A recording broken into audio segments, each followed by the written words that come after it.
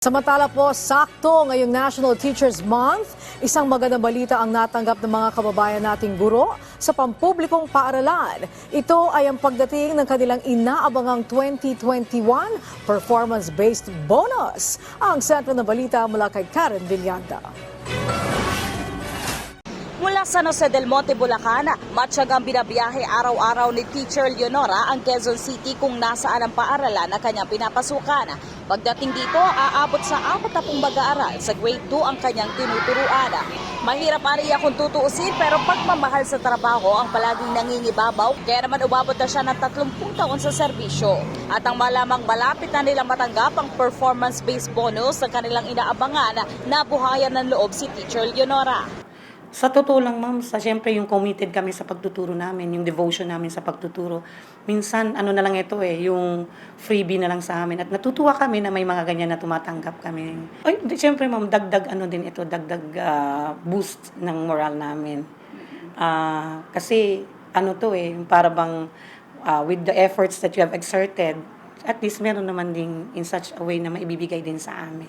Inanunsyo ng Department of Budget and Management na nailabas na ang 11.6 billion pesos na pondo para sa performance-based bonus sa mga school-based personnel sa elementarya at sekundarya para sa taong 2021.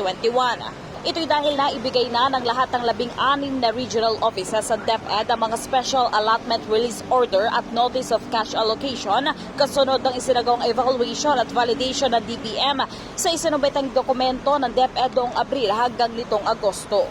Enero nang mailabas ang final evaluation assessment ng DepEd pero Abril hanggang nitong Agosto lamang naipasa sa DBM ang mga kinakailangan dokumento para mailabas ang budget. Paliwanag ng DBM posibleng dahil ito sa dami ng mga kwalipikadong kawani na DepEd na makakatanggap ng PBB na aabot sa 900,000. Ayon naman sa Teachers Dignity Coalition, huwag naman sanang sanayin ang mga guro na delayed na nakukuha ang kanilang mga benepisyo. Ito'y pinagpapasapasahan kasi ng iba't ibang ahensya.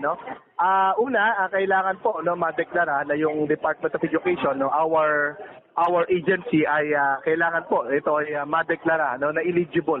Diba? And there is a process na ginagamit po nung task force on PBB na composed of several agencies din para sa isang ahensya. At pagka ganun po, tsaka lamang sisimulan yung assessment ng mga individuals. We're talking about individuals. Kung if we apply that to the Department of Education, we have close to 1 million teachers.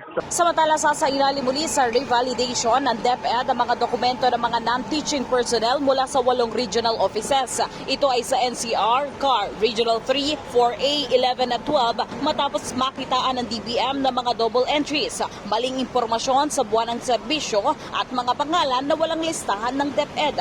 Karen Villanda para sa Bayan.